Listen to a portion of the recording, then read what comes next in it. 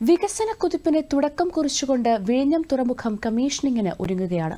2024 ജൂലൈയിൽ trial run ആരംഭിച്ച തുറമുഖത്ത് ഇതുവരെ 276-ലധികം കപ്പലുകൾ നങ്കൂരമിട്ടു. രാജ്യത്തിന്റെ തിലകക്കുറിയായി വിഴിഞ്ഞം അന്താരാഷ്ട്ര തുറമുഖം ഇതാ എനിക്ക് പിന്നിൽ. പ്രകൃതി കനിഞ്ഞു നൽകിയ 20 മീറ്ററിലധികം ആഴം, അന്താരാഷ്ട്ര കപ്പൽച്ചാലിൽ നിന്നും 10 നോട്ടിക്കൽ മൈൽ അകലെ മാത്രം ദൂരം. അങ്ങനെ പ്രത്യേകതകൾ ഒരുപാടുണ്ട് വിഴിഞ്ഞം തുറമുഖത്തിന്.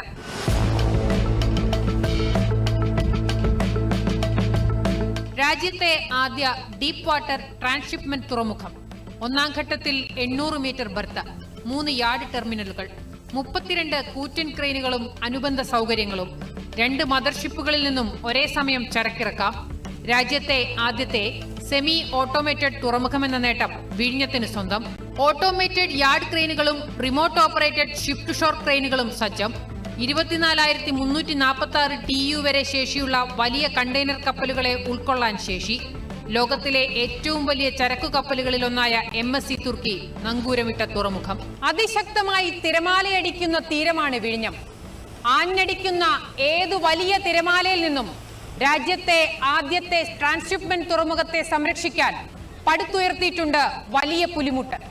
തിരമാലകളെ പൂട്ടാൻ 3 കിലോമീറ്റർ പുലിമുട്ട്, 20 കിലോമീറ്ററോളം കടലാഴത്തിൽ രാജ്യത്തെ ഏറ്റവും ആഴമേറിയ പുലിമുട്ട്, 28 മീറ്റർ ഉയരം, അതായത് 9 നില കെട്ടിടത്തിന്റെ അതേ തലപ്പൊക്കം.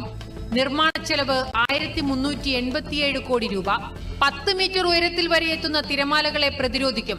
നിർമ്മിക്കാൻ ഉപയോഗിച്ചത് 68 ലക്ഷം മെട്രിക് ടൺ പാറയും കല്ലുകളും. രണ്ടാം ഘട്ടം 2028 ഡിസംബറിൽ പൂർത്തിയാകും. സർക്കാർ പണം മുടക്കാത്ത ഈ ഘട്ടത്തിൽ അദാനി നിക്ഷേപിക്കുന്നത് 9600 കോടി. രണ്ടാം ഘട്ടത്തിൽ ബർത്ത് 1200 മീറ്ററും മൂന്നാം ഘട്ടത്തിൽ 2000 മീറ്ററുമായി നീളം കൂട്ടും. പുലിമുട്ട് 4 കിലോമീറ്റർ ആകും. 4 മദർഷിപ്പുകൾക്ക് ഒരേ സമയം ബർത്ത് ചെയ്യാം. 2ഉം 3ഉം ഘട്ടങ്ങൾക്കായി 77.17 ഹെക്ടർ കടൽ നികത്തും.